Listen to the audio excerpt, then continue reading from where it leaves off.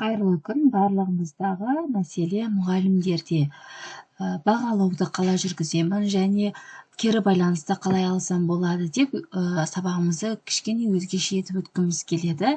Сол себептен мен сіздерге кішкене бірнеше әдістерге тоқталып өткім келеді.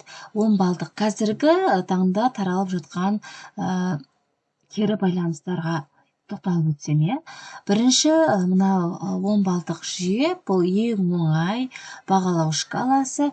Жасыл, сары, қызыл түрдегі нені жинап аласыз, карточка жасап аласыз, және осындай бағалар қойылады. Яғни жасыл карточканы көтеретін оқушы 1-ден 4 аралығында алған оқушы, сары карточканы көтерсе, ол 5-пен 7 аралығындағы, сіз тақтаға осылай жазып қоясыз, немесе арнайы түсіндіресіз. Келесі қызыл 8 бен 10-ның арасы. Дәл бұлай вордқа өте оңай, кәдімгідей төртбұрыш сызасыз, вордқа көп деп қойып алсаңыз жеткілікті. Оқушы санына қарай әр оқушыға 3-ден беруге болады. Келесі мынау да беретін кері байланысыңыздың бірі. Оқушы қате орындаған жағдайда, немесе қандай да бір ақпарат айтқыңыз келсе, дұрыс емес деп айтқаннан гөрі ойланып көр смайлықтары арқылы кішкене баланың көңіл күйін көтеруге болады. Бұл да тарап жатқан қазіргі қатты тарап жатқан кері байланыстардың бірі. Келесі ол бізде білім почтасы. Бұл білім почтасы мынаны A3 форматта шығарып аласыз.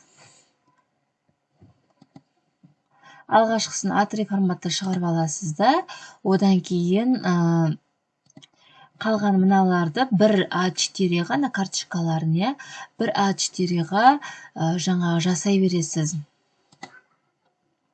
Яғни міне, мынаны A3 форматқа шығарып аласыз.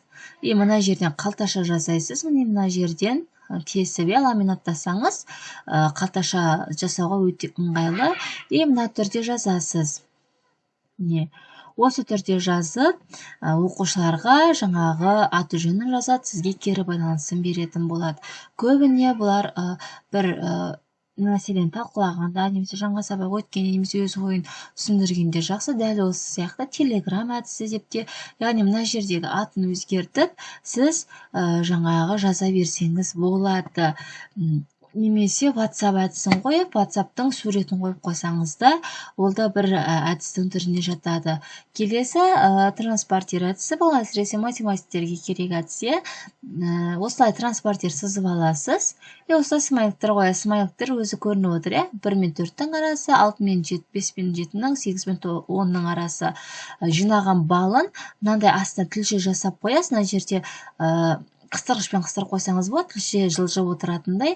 Сосын балаларға берсеңіз, әр оқушы өзін бағалайды. Ол үшін әр оқушыға немесе топқа бір бағалау парағын бересіз. Дескриптор бойынша өзінің балын есептеп шығару керек. Бұл көбіне өз-өзін бағалауға үйреткенге өте тамаша әдіс.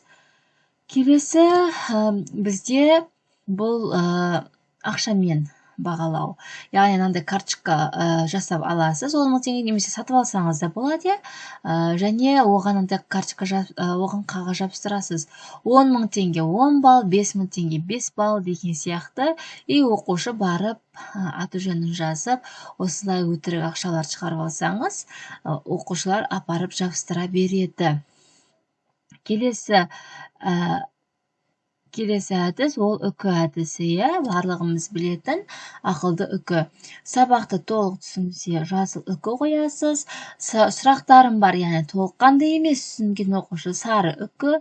Маған әлде түсініксіз деген болса, онда қызыл үкі бар. Осында жасап аласыз да, бұл PowerPoint арқылы жасалынады. Тақтаға іліп қоясыз.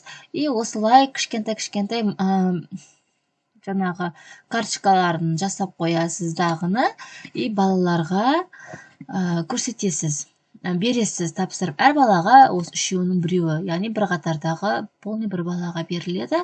Мұнда сіз магниттік картаға жасасаңыз болады. Магниттік карта деп қағазға, магниттік қағаз бар кәдімгі, соған салсаңыз, канцелярский товар сататын жерде сатылады, соған сразу шығартып алсаңыз, мұнда әкеліп жабыстыра береді. Мынаның барлығы магниттік қағазға жабыстырсаңыз тіпті керемет болады. Немесе артына кішкентай ғана магниттік лента жабыстырып қойып, тақтаға жабыстырғанға, яғни мына ашық жерге балалар апарып өздері жабыстыру керек. Әзірге осы, келесіде тапсырма беру әдістерін салатын боламын.